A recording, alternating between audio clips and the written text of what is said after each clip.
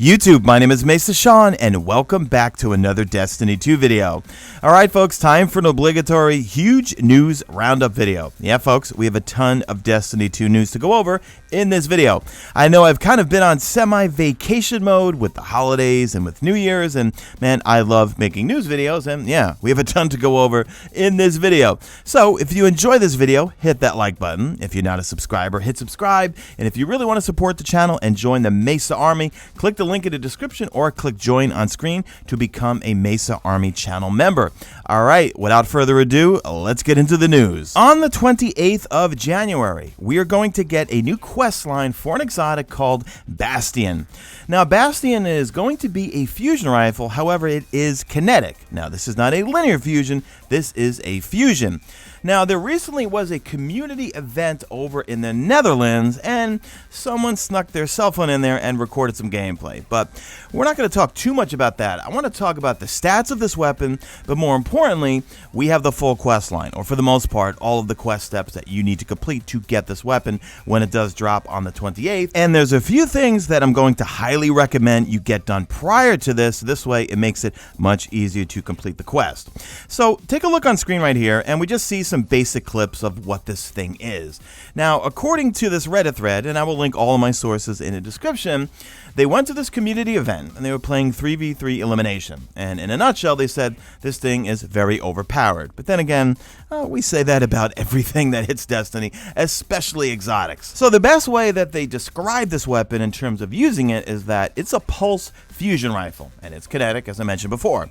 When we go to light.gg to take a look at the actual perks, well, the first perk is called Saint's Fists, where it charges to fire 3 spreads of kinetic slugs. Then we have hammer forged rifling. We have liquid coil, so you will have increased impact damage, but a slower recharge time. And then the next perk is called Breakthrough. A portion of this weapon's damage will bypass elemental shields. Then we have composite stock. It does have an impact of 80, a range of 33, stability of 52, handling of 34, reload speed of 32, and also a charge time of 740. Now, what jumps out at me is Breakthrough, that perk right there, where it will bypass elemental shields. That is going to be amazing for match game. So anything with locked loadouts in match game where you have to pick and choose who's running which element for whatever particular ordeal, nightfall, or whatever you're using, well, it looks like this thing will bypass all elemental shields. The database is showing a catalyst for the Bastion, but it does not show exactly what bonuses you will get once you actually masterwork this thing. There will be an ornament called Bloodline Memorial, which looks like it will give it some sort of reddish effect to it. But let's look at the quest line. Now, fanbyte.com put a full guide together with all of the quest steps. And I'll tell you right now, you more than likely want to go see the spider and start stocking up on some bounties, because one of the quest steps will be you need to turn in 10 of these spider bounties. Now, I don't know about you guys, but I haven't done spider bounties in a very long time, because when it comes to XP, they don't give you very much, and some of the bounties are not very fun. However, the quest step also does not tell you which spider bounties, so I'm thinking prior to this quest line, I am probably going to grab just a whole bunch of them, the regular daily ones and even some of the weekly ones, and just keep them stockpiled on one particular character. To kick off the quest, we're going to go see Saint 14 to get it. Then from there, we have what's called Spoken Word. Collect fallen intel. And they paraphrase here. At some point by now, we have apparently encountered a chronometric core from the corridors of time. Perhaps an upcoming weekly mission? Either way, the Fallen know something about all of this. Defeat Fallen captains and servitors anywhere in the Tangled Shore to get Fallen intel, and it says that we will need a total of 5. This step should be easy, because usually when you spawn in near the spider, there's usually a Fallen captain right there, and also a servitor not too far away that you can quickly kill, and we just need 5 of them for this step. Step 3 is called Lost Connection. Go speak with the spider, and now that we know what the Fallen are saying, but we don't recognize one of them, maybe the spider can help. So we go see him. Then step 4, it says Backroom Brawl. Clear the Tangled Shore's empty tank lost sector. So simply go into the lost sector, the one that plays all the music, and defeat the boss. That's the next step. Go back to the spider, and he has some more information for us. Step number 6 is called Strong Arm, defeating challenging enemies, completing spider bounties, and also doing public events. This one's pretty easy except for the spider bounties, and that's why I'm saying stockpile them, all of them, whether they're dailies or they're the weeklies or the ones that are annoying, even the wanted ones. I'm just going to stockpile them all on one character that I plan to do the quest on. The 30 challenging enemies, I would simply go to the front of the Leviathan, fly in there like 2 or 3 times, and get your 30 kills on those Cabal right at the front door. And then you need to complete 8 public events on the Tangled Shore. That should be pretty easy too. Next up, we have Step 7, Rude Awakening. Find grave in Trapper's Cave Lost Sector. That's going to be the Lost Sector all the way up to the top right. You go up the lift, and it's over in the Four-Horned Gulch. Then we have Step 8, which is the Altered Chief. So we need to complete the Hollowed Lair Memento Strike. So it says, turns out the Fallen have Bastion, an old weapon belonging to Saint 14. Unfortunately, the dead Fallen, which have had the weapon, have been revived as Scorn Chieftain. Complete the Hollowed Lair Memento Strike and defeat Rysik. Am I pronouncing that? No, I'm not. The Waning Light. So more than likely, there's going to be a altered version or different version of the Hollowed Lair Strike, probably with some different modifiers, and more than likely, you'll need a fire team to do that one.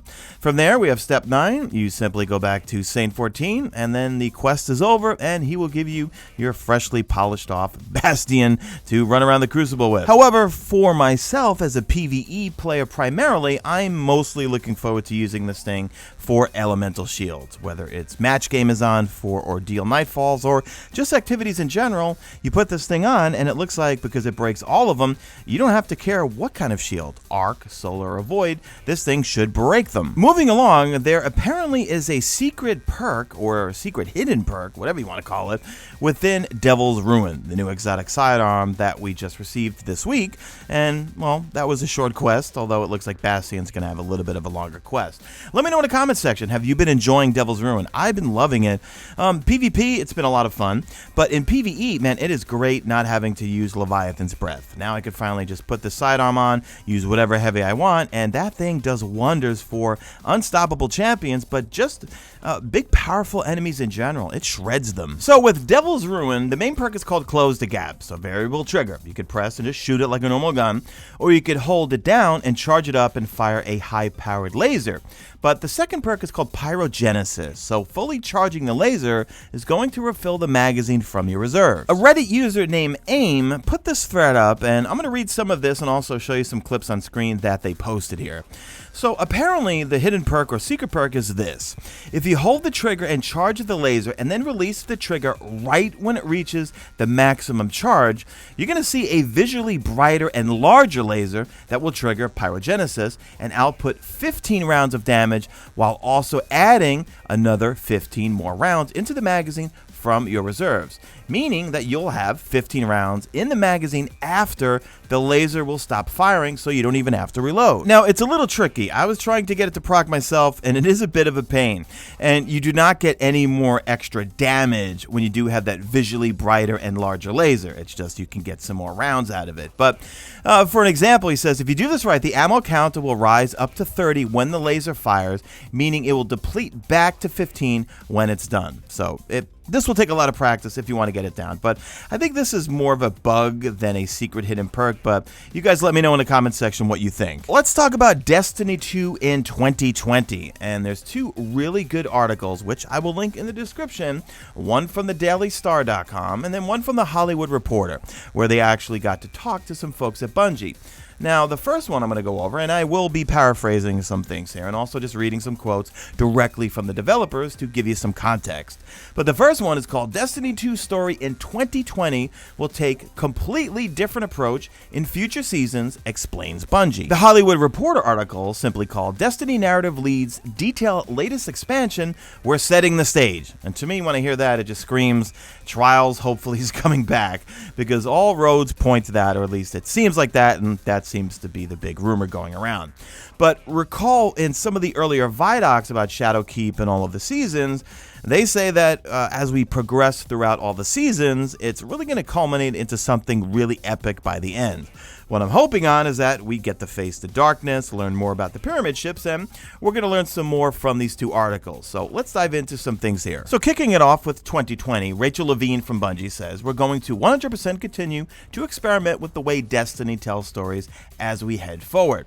Now, she also says, Levine tells us that the way Bungie has been experimenting over the last 2 seasons is indicative of what the studio wants to do going forward.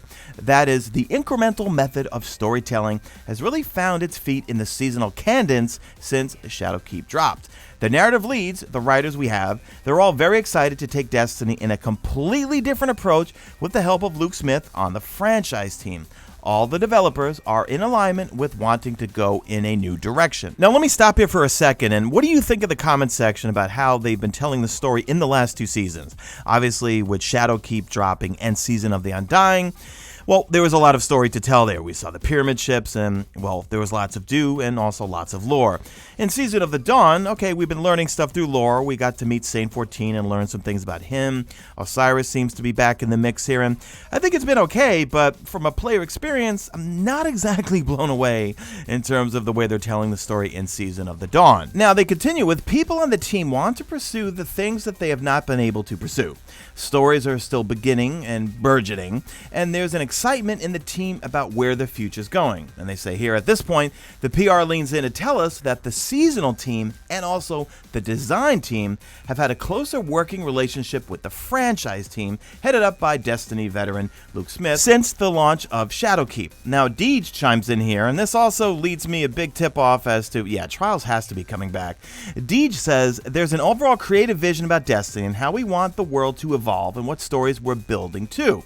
He says, there are major milestones we want players to experience, and there are times when a new season allows us to get new pieces on board as we're setting up to pay them off later. That's why I keep feeling like this whole season is setting us up to rebuild the lighthouse, and yeah, we're going to go back to the lighthouse, and Trials of the Nine or Trials of Osiris or one of them or some sort of Trials is coming back. They also mention with moving from season to season that it's an opportunity for us to look at the combat meta. It's an opportunity for us to massage weapon balance. Even with swapping in and out of the artifact, we give players a new opportunity to master their subclass and to perfect their approach to combat overall again. Now, myself personally, I preferred last season's artifact. I'll just be frank, and please sound off in the comment section. Did you like last season's artifact more than this one? I know I certainly do. I find myself really not looking at the artifact that much except for putting a few things on, whereas in the last season, I was non-stop changing up my builds, and if you've noticed, I really haven't done many build guides for the season because there's not too many fun things. Well, granted, I don't do a whole lot of PvP stuff, so I'm sure there's plenty of tons of PvE builds out there, but for PvE, I don't know, I'm not really blown away by this season's artifact. Moving on to the Hollywood Reporter article, they talked to Robbie Stevens from Bungie, and he sheds a little light on the good old pyramid ships. I know I've been fascinated by them for a very long time, and he's going to shed a little bit of light on this. So let me read this quote. He says, there is a large cosmic force unlike anything the players have seen before. It has its own intrinsic power and abilities that we're just scratching the surface on, and what the darkness, and they say the main antagonist force in Destiny, actually means. The way players interacts with the ship begins to slowly pull back the curtain on what these cosmic beings really are. I quote, do you guys hear me that? Cosmic beings, okay? So what are these things? You know, when they revealed it, I thought we were going to see what was inside those ships, and, well, we didn't. So I think this whole year is going to build up, and it would not surprise me in year 4 of Destiny 2.